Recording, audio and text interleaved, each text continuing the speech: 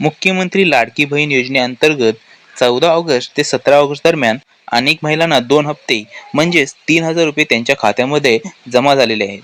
तरी सुद्धा अनेक महिलांचे आधार कार्ड आणि बँक अकाउंट लिंक नसल्याच्या कारणामुळे त्यांच्या खात्यामध्ये ही रक्कम जमा होऊ शकली नव्हती. पण आता 17 ऑगस्ट नंतर अनेक महिलांनी आपले अकाउंट हे आधार कार्ड सोबत लिंक केलेले आहेत. मग त्यांच्या अकाउंटमध्ये पैसे कधी येणार याबद्दल आज आपण आजच्या या व्हिडिओमध्ये बोलणार आहोत.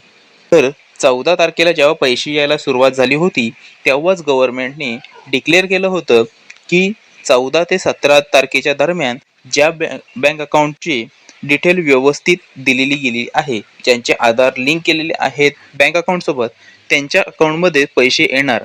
पण ज्यांच्या अकाउंटमध्ये काही प्रॉब्लेम असतील ते सुधारित केल्यानंतर पुढील 10 दिवस म्हणजेच 26 ते 5 सप्टेंबरपर्यंत म्हणजे 26 ऑगस्ट पासून 5 सप्टेंबरपर्यंत 10 दिवसाचा कालावधी असणार आहे.